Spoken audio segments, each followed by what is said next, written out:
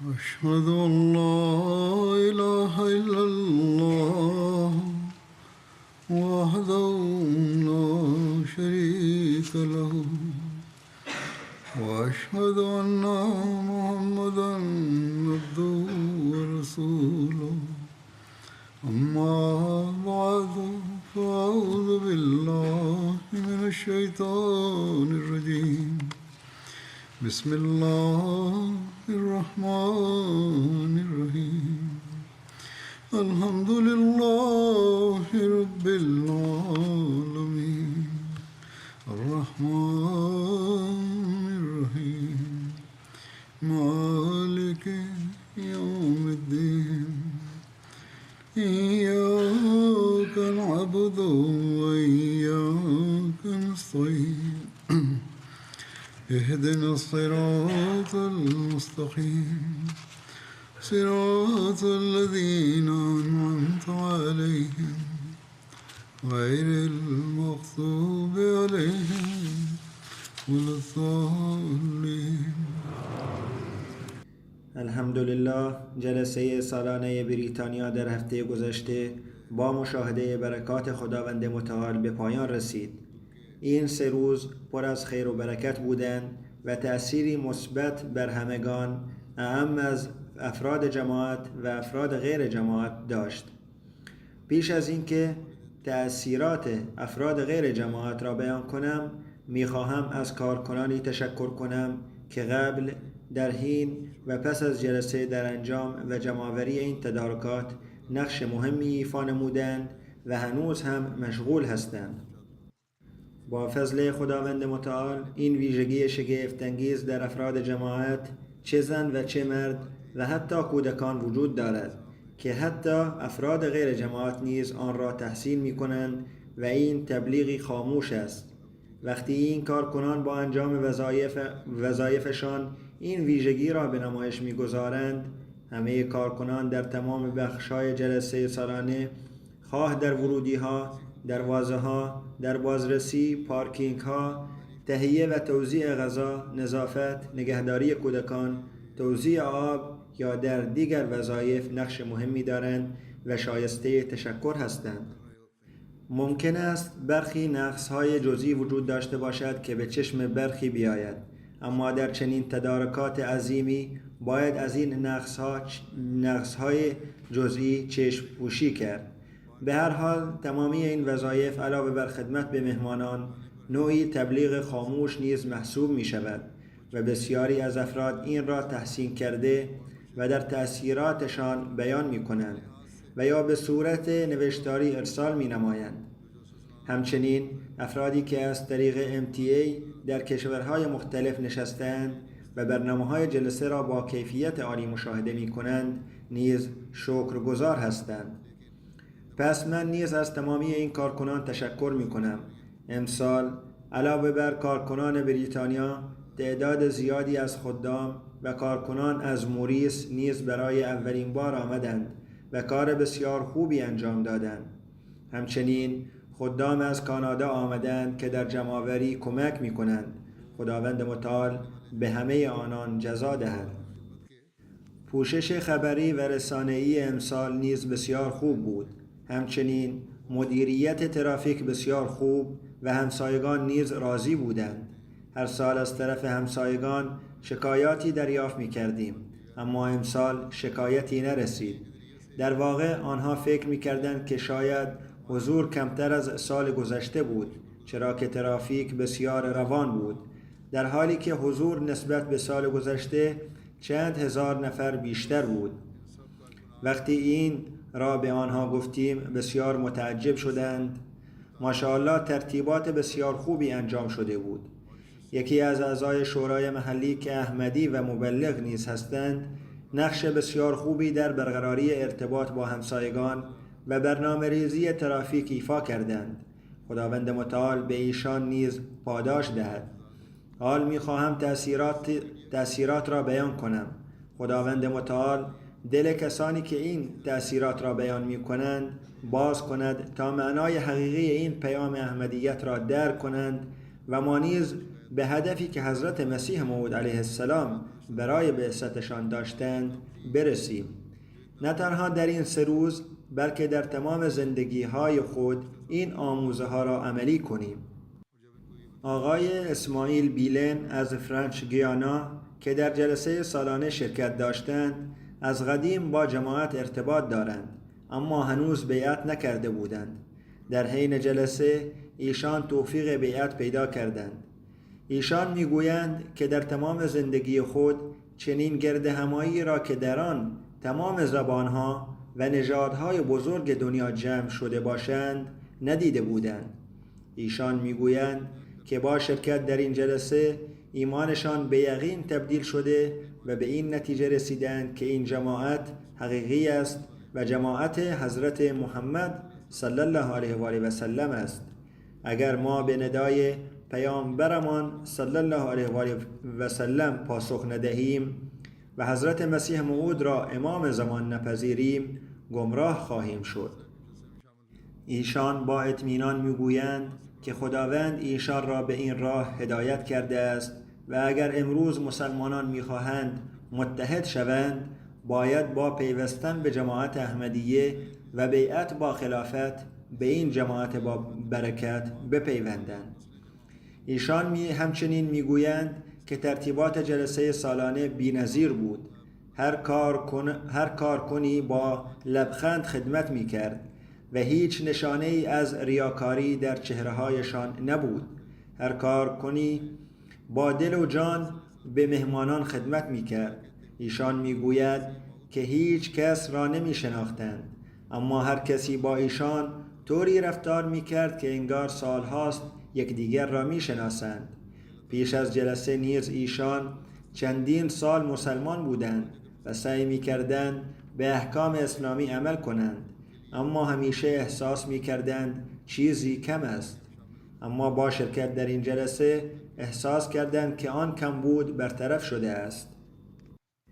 آقای یوشیدا رئیس راهب‌های بودایی از ژاپن میگویند که ما در تمام برنامه‌های جلسه شرکت کردیم. همسرم نیز به بخش بانوان رفت. ما نمایشگاه‌ها را نیز دیدیم و مدتی به بازار رفتیم. در هر جا نکته‌ای که بسیار برجسته بود این بود که داوطلبان خدمتگزار بسیار آماده و هوشیار به نظر می رسیدند.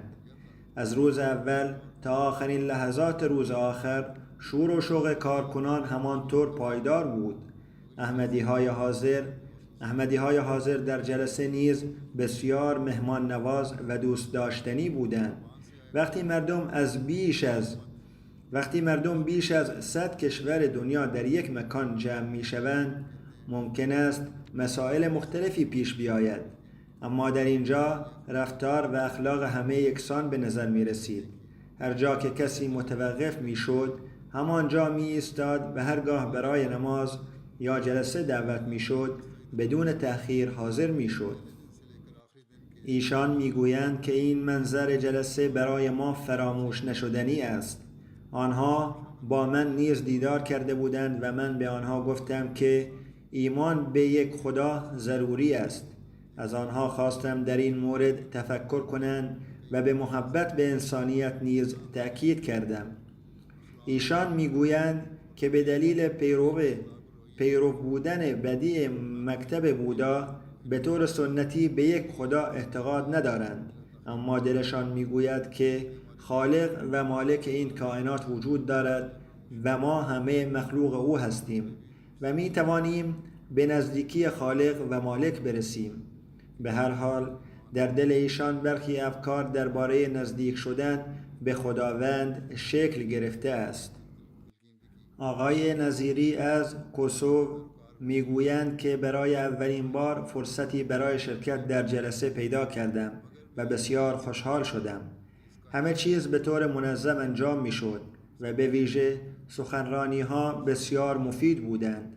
سخنرانی‌های خلیفه وقت تغییرات روحانی در من ایجاد کرد که با خود به خانه میبرم. نماز خواندن در اینجا به دل من آرامش بخشید. به عنوان یک فرد مسن دعا میکنم که سال آینده دوباره فرصتی برای حضور در این فضای روحانی داشته باشم. این محیط محبت من به اسلام احمدیت را عمیقاً افزایش داد و من در هر جایی که بروم حتما از آن صحبت خواهم کرد و دیگران را به مطالعه تعلیمات واقعی احمدیه تشویق خواهم کرد. همچنین به ویژه به سخنرانی‌های اختتامی خلیفه وقت که مملو از دلایل بود ذکر خواهم کرد، زیرا خودم شاهد آن هستم. قبل از بیعت در شهری به نام برشتینا نزدیک به خانه مرکزی جماعت فروشگاهی وجود داشت. هر وقت به آن فروشگاه می رفتم صاحب فروشگاه که مسلمان بود به من می گفت که به آن مسجد نروم، زیرا قادیانی ها نبی جدیدی آوردند و به حضرت محمد صلی الله علیه و آله و سلم به ناحق توهین کردند و بدعتها را وارد اسلام کردند. با این حال من به مسجد رفتن ادامه دادم و به سوالاتم پاسخهای لازم را دریافت کردم و خداوند دل من را برای احمدیت روشن کرد.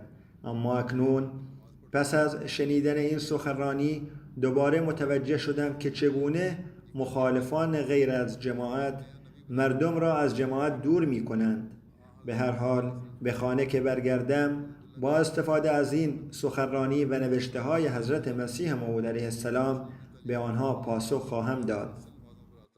آقای عمر دیگور از چلی که به عنوان مدیر پرستش در دولت ملی چلی فعالیت می کنند می گویند که وظیفه من شامل راهنمایی دولت چلی در خصوص ثبت نام و دیگر امور مربوط به تمامی سازمان‌های مذهبی کشور است. هنگامی که از نظر سازمان‌های اسلامی کشور را در مورد جماعت احمدیه جویا شدم، همه به طور منفی اظهار نظر کردند و خلاصه نظرشان این بود که اینها مسلمان نیستند. اما پس از ملاقات با خلیفه جماعت در جلسه من به شما وعده می دهم که نقش خود را به طور کامل ایفا خواهم کرد و تجربیات شخصی خود را در برابر افرادی که تحت تأثیر من هستند به ابلاغ می رسانم تا نشان دهم که احمدی ها نه تنها مسلمان هستند بلکه بهترین و الگوترین مسلمانان نیز هستند.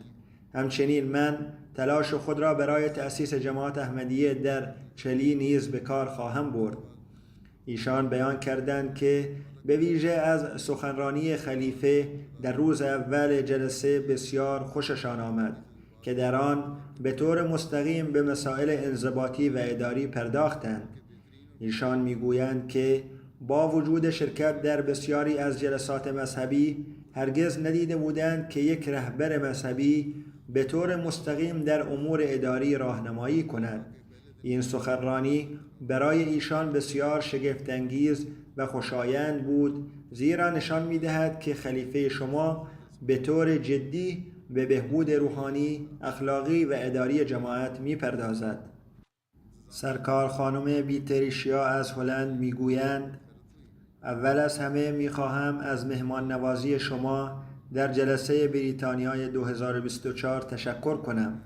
افراد زیادی از مناطق مختلف دنیا آمده بودند و شاهد تجلی فوق‌العاده‌ای از برادری بودیم، از اندونزی تا آمریکا. میگوید که من در برنامه‌های شما مانند پیاده‌روی صلح و کنفرانس‌های صلح شرکت کردم و اکنون شرکت در این جلسه گام بعدی من بود. در اینجا دیدم که روزانه هزاران شرکت کننده را مدیریت کردند و بر پایه یک روستا با تمام امکانات و تجهیزات بسیار منظم انجام شده بود. تعداد زیادی از مردم در همکاری با یکدیگر مشغول بودند و هیچ گونه صفی وجود نداشت. مردم در کنار یکدیگر به نظافت نیز می پرداختند. ایشان به تیم‌های کارکنان و داوطلبان که جلسه را ممکن ساختند تبریک می‌گویند. دیدن جوانان و دانش آموزان در حال همکاری در کارهای کوچک برای هدف بزرگ همیشه خوشحال کننده است. سرکار خانم بیترشیا افزودند که با شرکت در جلسات مختلف انرژی صلح‌آمیز را احساس کردند و به ویژه نشست جهانی بیعت را برای همیشه به یاد خواهند داشت. ایشان میگویند که اگر هر فرد در دنیا برای انسانیت بیشتر آگاهی و همدردی ایجاد کند، همانند جماعت، قطعاً مشکلات جهانی قابل حل خواهند بود. آقای تامس رینل جو آرژانتین که نماینده ای از نهاد ملی پرستش آرژانتین بودند میگویند: من جلسه جماعت احمدیه را با تحسین مشاهده کردم. چطور با چنین نظم و دقتی توانستید مدیریت یک مجمع بزرگ را انجام دهید؟ میگویند که در کشور ما حتی با حضور پلیس نیز تصور چنین نظمی برای یک مجمع بزرگ غیر ممکن است. همچنین به ویژه از سخنرانی خلیفه با زنان خوششان آمد که نشان می‌دهد شما با وجود فشارهای اجتماعی و تأثیرات دنیای غرب با پافشاری بر پایه‌های خود پایبند هستید. ایشان میگویند که هرچند به عنوان یک مسیحی با تمام نکات بیان شده موافق نیستم، اما به خصوص مسائلی که در مورد زندگی خانوادگی بیان شد برای من به عنوان یک غیر مسلمان نیز بسیار مفید بود. دکتر کرستی چانگ از تایوان میگویند: ما در فرودگاه با مهمان نوازی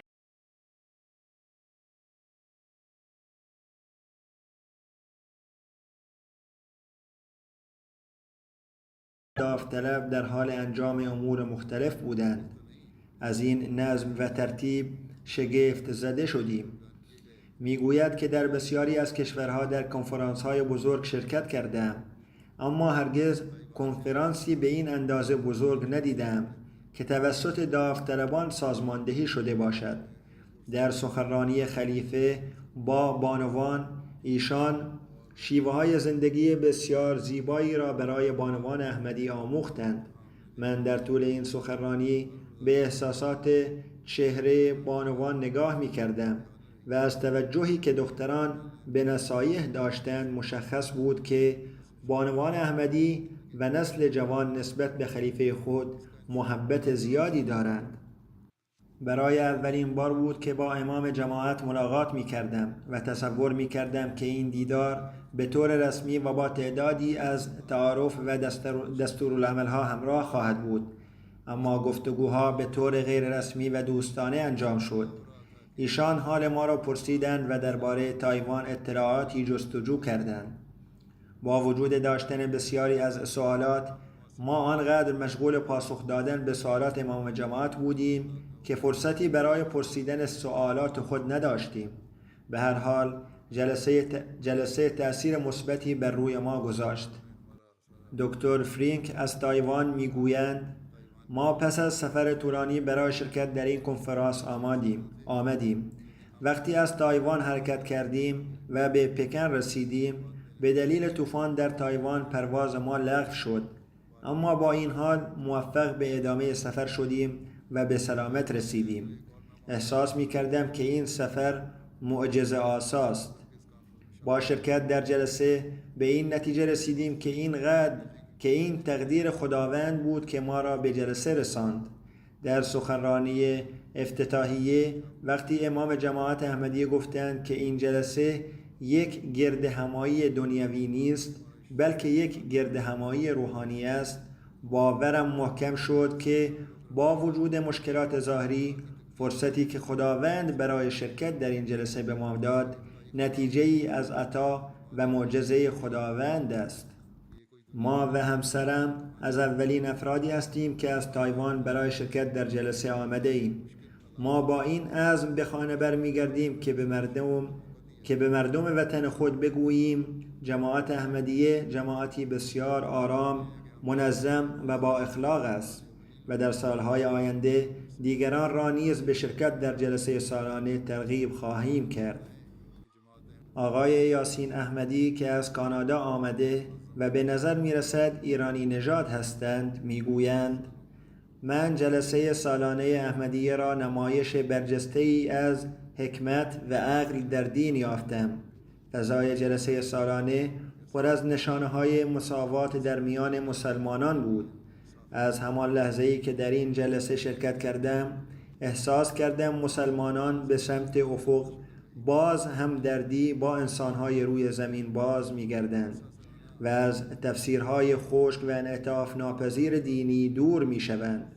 با مشاهده جماعت دریافت کردم که شأن و وقار، صبر و تحمل و تفسیر معتدل آموزش‌های اسلامی احمدی ها پس از قرنها کشتار و خشونت مذهبی نوید بخش زندگی آرام و صلح‌آمیز تحت سایه هدایت های الهی است. همراستایی آموزش‌های احمدیه با تمدن مدرن یکی از جنبه‌های زیبایی بود که به وضوح نمایان شده بود. امیدوارم که افکار جماعت احمدیه هرچه بیشتر و صریح‌تر در میان مسلمانان و دیگر ساکنان زمین گسترش یابد تا هر فردی بتواند تجربه ای از خوشبختی و زندگی موفق را به دست آورد.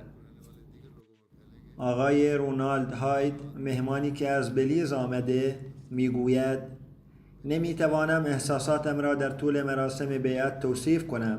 حضور خدا را به وضوح حس می کردم. بسیاری از مردان بدون هیچ دغدغه دنیوی با صدای بلند گریه می کردند و از خدا طلب بخشش می کردند. این تجربه بیعت تأثیر عمیقی بر زندگیم گذاشته است. دیدن چنین جمعیت عظیمی بدون هیچ گونه الکل و موسیقی واقعا شگفت‌انگیز بود. این که می دیدم همه فقط به دنبال افزایش معنویت خود بودند واقعا ستودنی بود. این تجربه‌ای بود که زندگیم را دگرگون کرد.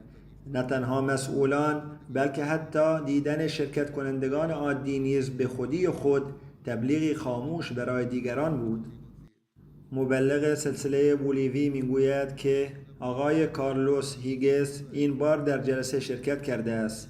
این سومین باری است که او در جلسه حضور یافته و مدتی است که مشغول مطالعه تعالیم اسلام بوده است. 1 ماه پیش بیعت کرده و در این جلسه سالانه توفیق یافت تا در مراسم بیعت جهانی شرکت کند. کارلوس میگوید: جلسه سالانه بریتانیا مهمترین تجربه معنوی زندگی من بود. احساس می‌کنم پس از شرکت در مراسم بیعت جهانی قلب و روحم از معنویت لبریز شده و به یک احمدی واقعی تبدیل شدم.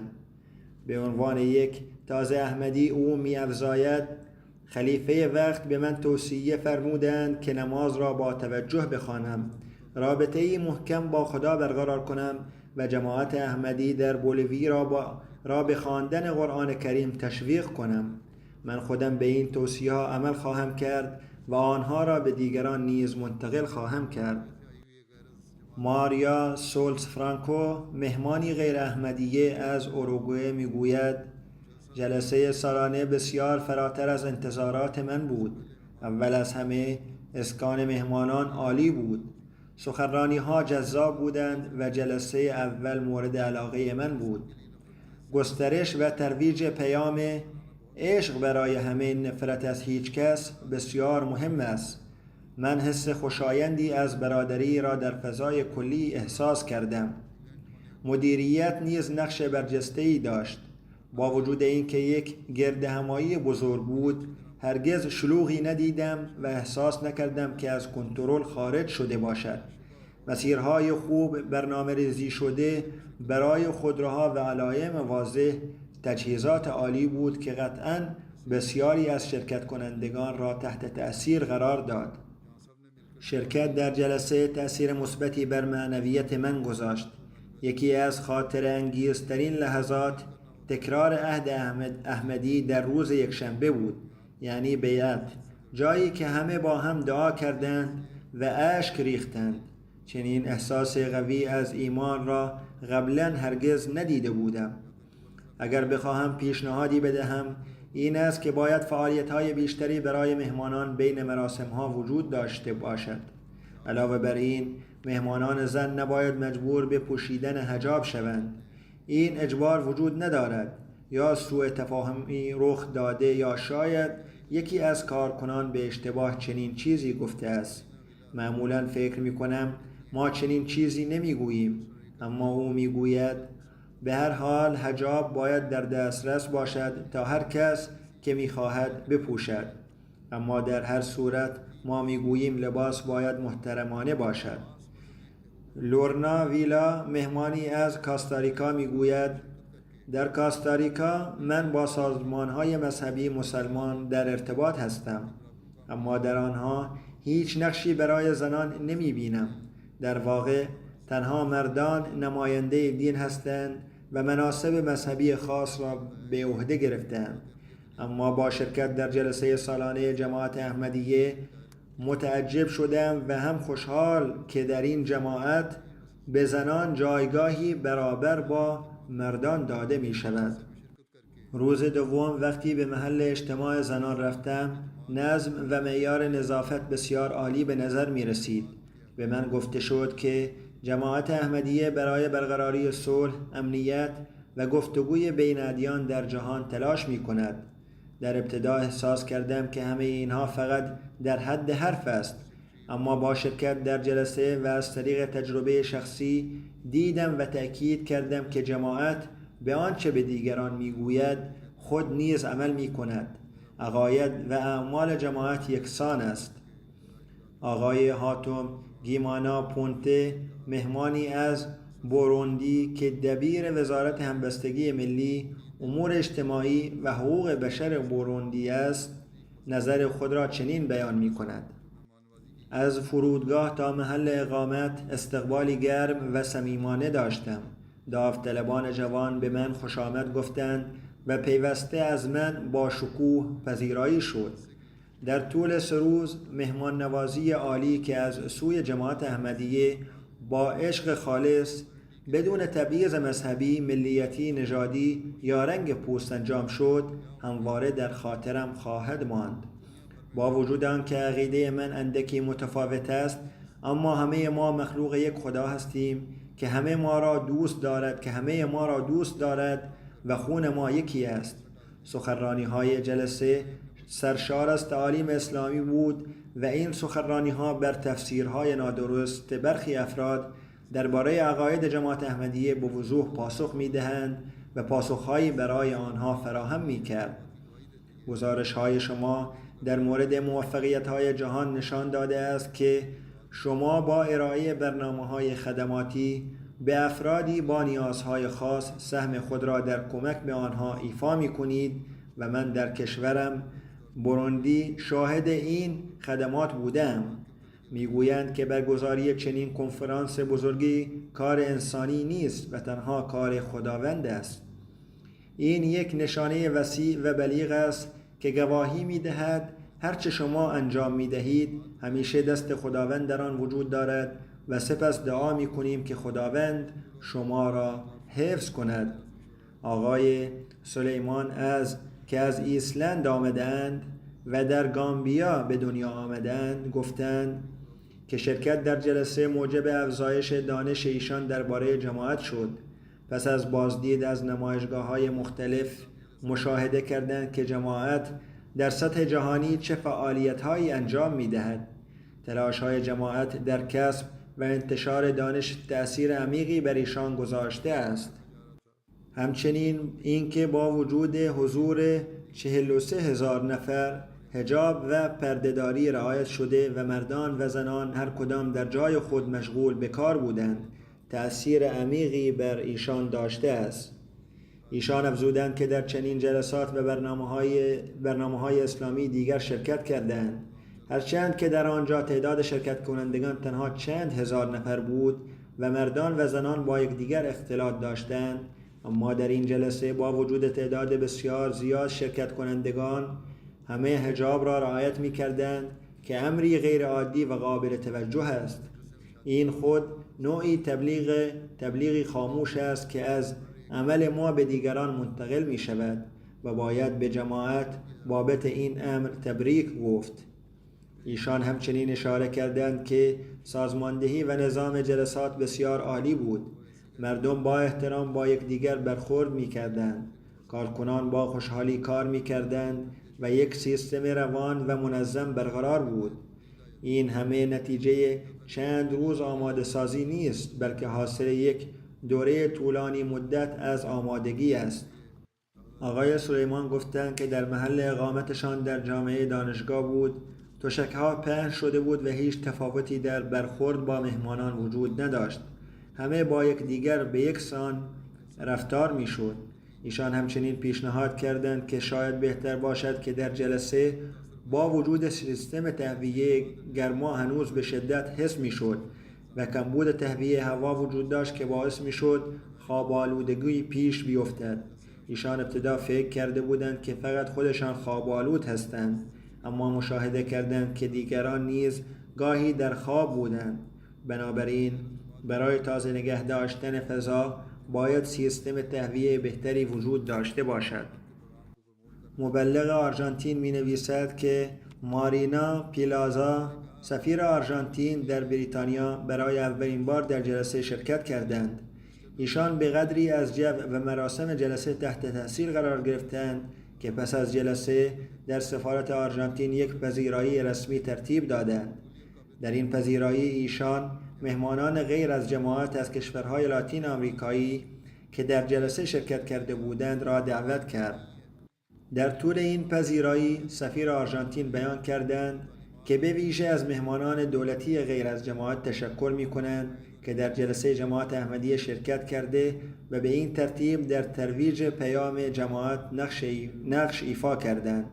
ایشان گفتند که به طور کلی سازمان‌های مذهبی دیپلمات‌ها یا سیاستمداران را فقط برای مراسم‌های خاص خارجی دعوت می‌کنند و بعد از دعوت در بخش مشخصی از مراسم آنها را بدرقه می‌کنند. اما برخلاف این بسیار غیرعادی و قابل تحسین است که جماعت شما هیچ چیزی از ما مهمانان غیر از جماعت پنهان نکرد. این نشان می‌دهد که شما هیچ برنامه پنهانی ندارید، بلکه تمام آموزه‌های شما آشکار هستند و آنچه را که به دیگران ارائه می‌دهید دقیقاً با اعتقادات و برنامه‌های داخلی شما همخوانی دارد. دوکه لینی سردبیر روزنامه‌ای از برزیل خانمی هستند که در این گردهمایی عظیم شرکت کردند. ایشان میگویند که از هر لحاظ تحت تاثیر این مراسم قرار گرفتند، به ویژه ساختار آن و تعداد زیاد افرادی که از کشورهای مختلف شرکت کردند و با محبت و دوستی با یکدیگر رفتار می‌کردند.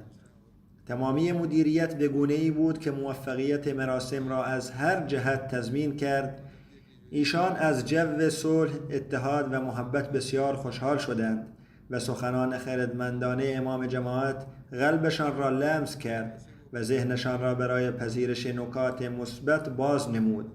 سخنان خلیفه وقت نه تنها کلمات ظاهری نبود، بلکه از دل برخاسته و صادقانه به نظر می رسید. در طول این مراسم محبت و احترام را در هر لحظه احساس کردند. همچنین فداکاری داوطلبان که با دل و جان کار می کردند تأثیرگذار و شایسته تحسین بود. یک خبرنگار از برزیل که در این جلسه شرکت کرده بیان کرده است که این گردهمایی غیر معمولی بود و بعد از آن احساس احترام و خیرخواهی نسبت به جماعت احمدیه در دلش بیشتر شده است. او تأکید کرده که خدمت بیدریغ داوطلبان توجه او را جلب کرده است. اینکه چگونه آنها وقت و خودروهای خود و خدمات خود را برای مهمانان وقف می‌کنند. این کار بسیار دلنشین است. روبرتو کاتالونو استاد گفتگوی بین فرهنگی در دانشگاه فلورانس ایتالیا نیز در این جلسه شرکت کرده و اظهار داشتند که از این مراسم شگفت زده شده است. او بیان کرده است که این جلسه نمایندگانی از چندین هزار قوم و ملیت مختلف را گرد هم می آورد و اتحاد قابل توجه جماعت احمدیه را نشان می دهد. او به وضوح بیان کرده است که در مراسم جوی روحانی قوی حاکم بود و زمانی که امام جماعت سخنرانی می کردند سکوت و توجه کامل شنوندگان حیرت آور بود و محیطی عمیقاً روحانی ایجاد می شد. کاتالونو به ویژه از تلاش‌های داوطلبان که با تمام وجود از جمله کودکان کار می کردند تحت تأثیر قرار گرفته است. او به یادگارترین لحظه جلسه که بیعت جهانی بر دست خلیفه وقت بود اشاره کرد و گفته است که این مراسم مقدس و با شکوه 40,000 نفر را به طور همزمان گرد هم می آورد و نشانه ای قوی از ایمان و وابستگی جمعی آنهاست. او همچنین اشاره کرده که اطلاعاتش در مورد مشکلات و سختی هایی که جماعت در پاکستان با آن مواجه است افزایش یافته است. علیرغم این مشکلات و مصائب، برخورد غیر تنبیهی و روحیه عدم نفرت اعضای جماعت تأثیر عمیقی بر او گذاشته و نشان دهنده صداقت واقعی ایمان آنهاست. آگات میری، کمیسر امور زنان و رفاه خانواده جزیره رودرگز، نیز در این جلسه شرکت کرده و نظرات خود را بیان کرده است. او گفت که برای اولین بار در چنین مراسم بزرگی شرکت کرده که در آن بیش از 100 کشور و افراد با ملیت‌های مختلف حضور داشتند. با حضور تقریباً 44,000 شرکت کننده، این جلسه برای او به معنای جمع شدن تمام جمعیت جزیره رودرگز بود. آنچه قلب او را تحت تأثیر قرار داد، نظم و انضباطی بود که در این مراسم مشاهده کرد. هر کسی با لبخند و سلام به یکدیگر ملاقات می کرد و این قابل تحسین بود. همچنین سخنان امام جماعت با لجنه بانوان نیز بسیار معنادار بود. او متوجه شد که نقش زنان در جماعت اسلامی احمدیه چقدر مهم است و معتقد است که این سخنرانی تغییرات مثبتی در سیاست‌های او خواهد داشت. او از این جلسه چیزهای زیادی آموخت که قطعاً تغییرات مثبتی در زندگی او و اطرافیانش ایجاد خواهد کرد. او در گذشته در چندین برنامه مذهبی شرکت کرده بود، اما همیشه از عمق دل می‌دانست که زندگیش از جنبه‌های روحانی کمبود دارد. اما این جلسه مراسمی بود که کمبودهای روحانی او را برطرف کرد. این احساس را نیز بسیاری از افراد دیگر ابراز کردند که در جنبه‌های روحانی کمبود داشتند و اکنون شرایط بهتری را تجربه کردند. تیمو ایندورسن، سفیر تانزانیا در سازمان ملل متحد در ژنو میگوید: من در اینجا محبت و لبخند را یافتم و هیچ نشانی از نفرت ندیدم. جلسه بانوان بسیار آموزنده و تأثیرگذار بود. نمایشگاهایی که در جلسه دیدم بسیار زیبا بودند و معرفی بسیار خوبی از بنیانگذار و بزرگان جماعت داشتند. تاریخ بنیانگذار و قهرمانان این جماعت قدرتمند به زیبایی به تصویر کشیده شده بود. جماعت احمدیه زندگی بسیاری از افراد از جمله کشور عزیزم تانزانیا را به طور چشمگیری تغییر داده است. این جلسه فرصتی بود برای زندگی با همدلی و محبت انسانی و قدردانی بدون نفرت. قاضی ایوان سیسه، مهمانی از سیرالئون میگوید: 3 روز جلسه سالانه روزهای صلح، رشد روحانی و همبستگی جهانی بود. سازماندهی جلسه بسیار عالی بود. هیچ تبعیضی بر اساس رنگ یا نژاد وجود نداشت. همه افراد دوش به دوش یکدیگر کار می‌کردند. هر کسی وظیفه محوله خود را به خوبی انجام می‌داد، چه کودک باشد چه بزرگسال. من از دیدن این صحنه شگفت زده شدم. سخنرانان از جمله بزرگان و علمای برجسته بینش‌های عمیق و پیام‌های تأثیرگذاری ارائه دادند که در دل همه جا گرفت. من به ویژه از آموزش‌هایی که بر صلح، اتحاد و تفاهم تأکید داشتند تحت تأثیر قرار گرفتم. فعالیت‌ها و نمایشگاه‌های فراوانی نیز وجود داشت که جلسه را پربار کردند. نمایشگاه‌های آموزشی به خوبی ارائه شده و بینش‌های تاریخی و فرهنگی را به نمایش گذاشتند. همچنین من فرصت‌های بسیاری برای ملاقات و گفتگو با افراد از پیشینه‌های مختلف داشتم که احساس اتحاد و برادری را تقویت کرد.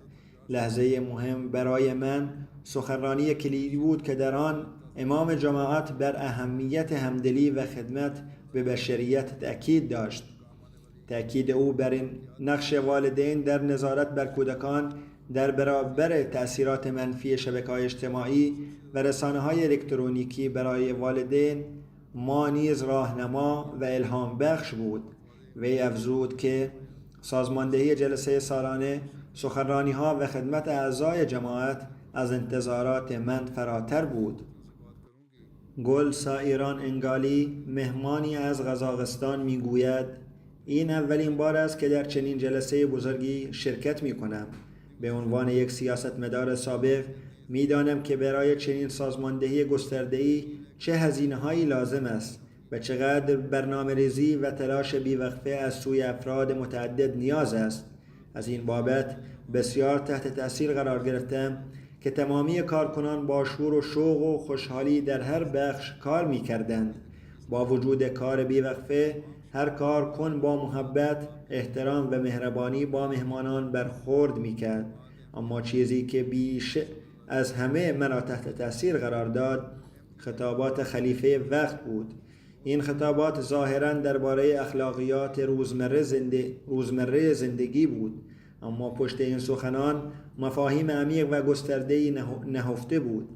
چیزی که بیش از همه مرا جذب کرد، بیان بسیار واضح و صریح تأثیرات منفی رسانه‌های اجتماعی بر تربیت کودکان بود.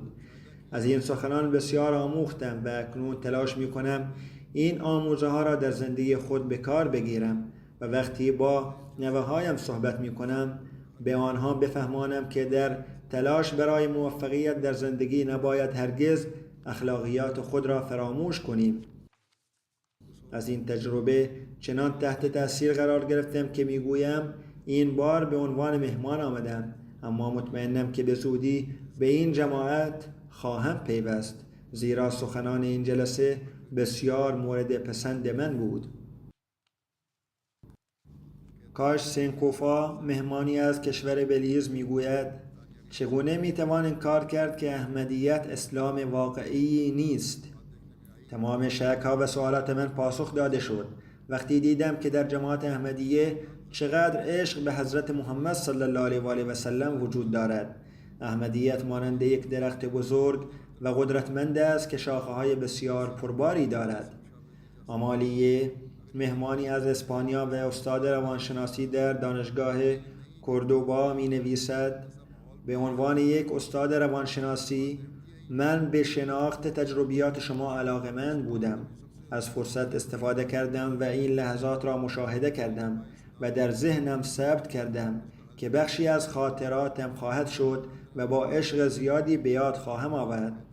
تنوع و گستردگی این جلسه و احساسی که در هر گوشه از آن از صلح و هماهنگی وجود داشت مرا بسیار تحت تأثیر قرار داد. آربگ زکراج، استاد فیزیک در دانشگاه کوزوو، میگوید این اولین بار است که در جلسه سالانه در بریتانیا شرکت می کنم و پس از شنیدن خطابات جمعه خلیفه وقت مشاهده کردم که محیط یکباره بهبود یافت. احساسات محبت و الفت بین کارکنان و مهمانان آشکار بود. چهره‌های خندان و صداهای السلام علیکم از هر سو شنیده می‌شد. این محیط را می‌توان به بهشت تشبیه کرد. اگر می‌توان در چنین جمعیتی چنین محیطی ایجاد کرد، بعید نیست که در سراسر جهان چنین محیطی ایجاد شود. اما فقط جماعت احمدیه است که می‌تواند این کار را انجام دهد. چیزی که بیش از همه مرا تحت تأثیر قرار داد این بود که اگر کارکنان به دلیل مشکلی نمی‌توانستند کاری انجام دهند، فوراً راه حلی برای آن پیدا می‌کردند تا مهمانان به خوبی مورد توجه قرار گیرند. از دیدن مراسم بیعت بسیار شگفت زده شدم. این که چگونه افراد از ملل مختلف به یک دست می‌پیوندند مانند دانه‌های یک تسبیح. یک خبرنگار غیر احمدی از اوروگوئه میگوید پیش از شرکت در جلسه انتظارات و تعصبات بسیاری داشتم. برای پروژه من در اوروگوئه شناخت اسلام و به ویژه کارهای انجام شده توسط جماعت شما ضروری بود.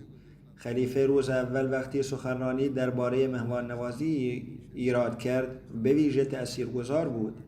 به عنوان مهمان شاید انتظار داشتیم که پیام‌هایی بین المذاهبی بشنویم، اما این پیام‌ها به جماعت خطاب داده شده بودند. من در محیطی که به طور مستمر خدا را ستایش می‌کرد احساس آرامش بسیاری داشتم. همچنین از طریق جماعت احمدیه چیزهای زیادی درباره فرهنگ‌های مختلف آموختم و تعصبات بسیاری از من از بین رفت. از سوی زنان اجازه ضبط برخی از مطالب را نداشتم. فکر نمی کنم در این مورد خطری وجود داشته باشد. اگر منظورشان تصاویر بود، خوب کاری کردند که اجازه ندادند. به هر حال مربیانی که از آنجا آمدند می توانند این را توضیح دهند. اما اگر اجازه داده می شد، می توانستیم مطالب بهتری برای انتشار در کشورمان تهیه کنیم. شرکت در جلسه سالانه تأثیر قابل توجهی بر زندگی روحانی من داشت. لحظه‌ای که بیشتر به یادم می‌ماند دیدن مردانی بود که هنگام دعا به درگاه خدا گریه می‌کردند. فکر می‌کنم شرکت خبرنگاران باید به نحوی بهبود یابد که بتوان پوشش بهتری از رویداد ارائه داد. پیشنهاد می‌کنم کارها و روش‌های کاری جماعت بیشتر به دنیا معرفی شود. اینا پیتروسکا مهمانی از پولند و کارمن در بخش گمرک میگوید من به خدا ایمان دارم اما خود را به عنوان عضوی از هیچ دینی نمیشناسم. با جماعت احمدیه از طریق یکی از احمدیان که با او کار میکرد آشنا شدم. متوجه شدم که او بسیار به جماعتش افتخار میکند و درباره آن به دیگران میگوید. به همین دلیل من نیز مقداری از مواد و لینک وبسایت جماعت را دریافت کردم. پس از مطالعه تصمیم گرفتم در جلسه سالانه بریتانیا شرکت کنم. لباس و روسری مناسب برای جلسه تهیه کردم. هنگام سفر به جلسه احساسات متناقضی داشتم و کمی نگران بودم. اما در روز اول جلسه در محل برگزاری جلسه نمی‌دانستم که از کدام مسیر باید بروم و در این میان دختری بدون اینکه از او بپرسم پیشنهاد کمک کرد که مرا بسیار شگفت زده کرد. به محض رسیدن به محل برگزاری جلسه احساس امنیت کردم. با وجود اینکه تعداد زیادی از افراد حضور داشتند اما احساس بیگانگی نداشتم. در طول جلسه سخنرانی‌های مختلف به ویژه خطاب‌های امام جماعت ارتباط من با جماعت احمدیه را تقویت کرد. برای من سخنرانی به بانوان که درباره راهنمایی‌هایی درباره تربیت کودکان بود بسیار به یاد ماندنی بود. در طول سخنرانی به یاد فرزندانم می‌افتادم و به این نتیجه رسیدم که ارزش‌هایی که امام جماعت ذکر کرد کاملاً با من هم نظر است و آنها را بسیار مهم و قابل توجه می‌دانم. پروفسور کریستیانا از دانشگاه کوسوو می‌گوید این اولین بار است که در جلسه سالانه شرکت می‌کنم. در هر گوشه از این جلسه محبت و مهربانی را مشاهده کردم. این جلسه از نظر من بسیار موفق بود، به ویژه نمایشگاه‌هایی که برگزار شده بودند. ما از کوسوو آمده ایم و شنیدن مخالفت‌های گسترده جهانی با جماعت احمدیه برای ما بسیار دردناک بود. خطبه اختتامی امام جماعت توجه مرا به آموزش‌های واقعی اسلام احمدیه جلب کرد و پاسخ‌های سوالاتم را یافتم. به کوسوو برمیگردم و به کسانی که علیه اعتقادات جماعت احمدیه صحبت می‌کنند پاسخ خواهم داد. اینها چند گزارش از تأثیرات جلسه سالانه و گزارش‌های بیعت به شرح زیر است. در یکی از روستاهای گینه بیساو رئیس قبیله به همراه 85 نفر از ساکنان روستا با مشاهده برنامه‌های جلسه سالانه به جماعت احمدیه پیوستند. در تانزانیا امام مسجد یک روستا به جماعت احمدیه پیوست. در نیجر معلم یک مدرسه به جماعت احمدیه پیوست. در کنگو برازیل در طول جلسه 12 نفر به جماعت احمدیه پیوستند. مبلغ گینه بیساو می نویسد گینه بیساو رئیس قبیله‌ای که شدیداً مخالف جماعت احمدیه بود در زمان جلسه سالانه برنامه‌ها و خطبه‌های من را شنید. او دعوت شده بود که بیاید و بشنود. بعد از شنیدن خطبه‌ها او گفت خلیفه و بنیانگذار جماعت احمدیه عاشقان واقعی رسول الله هستند. همیشه به ما گفته شد که جماعت احمدیه پیامبر اکرم صلی الله علیه و آله و سلم را پیامبر قبول نمی کنند و خودشان یک پیامبر معرفی کردند. اما با شنیدن خطبه های امام شما به یقین رسیدم که جماعت شما تنها جماعت صادق و حقیقی پیامبر اکرم صلی الله علیه و سلم است. او بلافاصله با 85 نفر دیگر به احمدیه پیوست. کسانی که مخالف بودند پس از شنیدن جلسه به جماعت پیوستند. امیدوارم که مولوی های پاکستانی نیز به عقل بیفتند. امام مسجد یک روستا در تانزانیا میگوید من با مشاهده مناظر جلسه سالانه در MTA بسیار شگفت زده شدم. این مناظر بسیار تاثیرگذار بود. در هنگام بیعت لحظات بسیار احساسی وجود داشت و من متعجب بودم که هر کسی پشت سر امام کلمات را تکرار میکرد و سپس دعا میکرد. این مناظر به طور کامل مرا تغییر داد و تأثیر عمیقی بر من گذاشت. انشاءالله من تا آخر عمر به این جماعت تعلق خواهم داشت. من پیش از این امام یک مسجد سنی بودم، اما اکنون با تمام وجود احمدی شدم. به طور کامل گزارش بخش تبلیغ در انگلستان به شرح زیر است. در طول جلسه 22 نفر از انگلستان به جماعت احمدیه پیوستند. از این میان 2 نفر بریتانیایی، 2 نفر نیجریایی، 11 نفر پاکستانی، 1 نفر رومانیایی، 5 نفر عرب و 1 نفر بنگالی بودند. در مراسم جلسه تقریباً 1000 مهمان غیر احمدی شرکت کردند. سشن‌های تبلیغی مختلف و مجالس پرسش و پاسخ برگزار شد که در آنها افراد مختلف نظرات خود را دادند.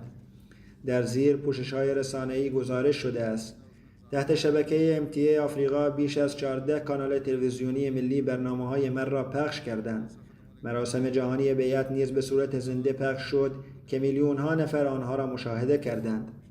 کانال‌های جدید آفریقا شامل تلویزیون ملی مالاوی، کانال پلاس بنین، گامبیا، غانا، اوگاندا، لیبریا و کانال‌های دولتی سیرالئون هستند. تقریباً 30 میلیون نفر این کانال‌ها را مشاهده می‌کنند. 14 خبرنگار تلویزیونی در جلسه حضور یافتند و 57 گزارش منتشر شد که به بیش از 55 میلیون نفر رسید.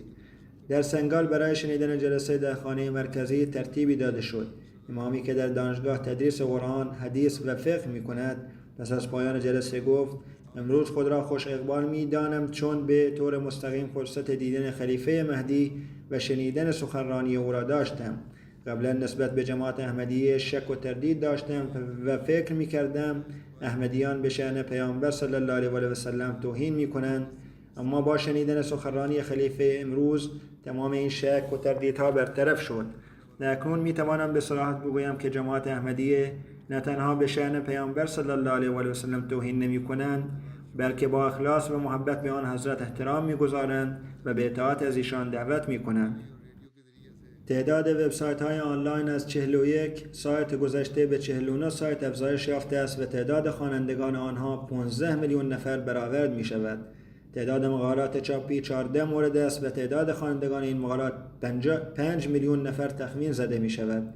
19 خبر از طریق تلویزیون و رادیو منتشر شد که تعداد بینندگان آنها 10 میلیون نفر است و تعداد اخبار منتشر شده در رادیو 24 مورد که به تعداد شنوندگان 10 میلیون نفر می رسد. به فضل خداوند متعال تقریباً بیش از 46 میلیون نفر اخبار جلسه سالانه را مشاهده و شنیدند و در روزهای آینده انتظار می رود که پوشش‌های بیشتری نیز ارائه شود. رسانه‌های بزرگ مانند LBC، رادیو اسکاتلند، BBC سود تودی اخبار مختلفی را منتشر کردند.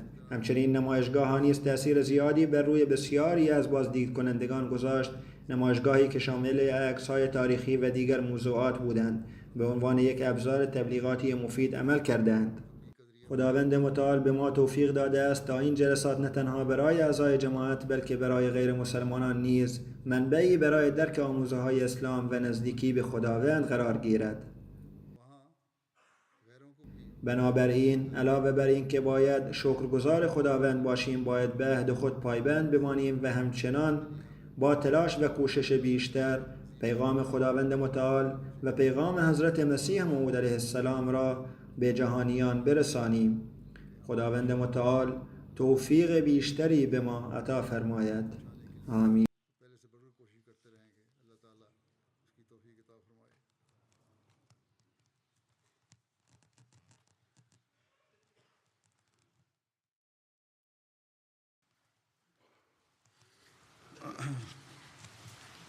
الحمد لله ونستعينه ونستغفره ونؤمن به ونتوكل عليه ونعوذ بالله من شرور أنفسنا ومن سيئات أعمالنا من يهده الله فلا مضل له ومن يضلل فلا هادي له ونشهد أن لا إله إلا الله ونشهد أن محمدا عبده ورسوله عباد الله رحمكم الله إن الله يأمر بالعدل والإحسان وإيتاء ذي القربى وينهى عن الفحشاء والمنكر والبغي يعظكم لعلكم تذكرون اذكروا الله يذكركم وادعوه يستجب لكم ولذكر الله أكبر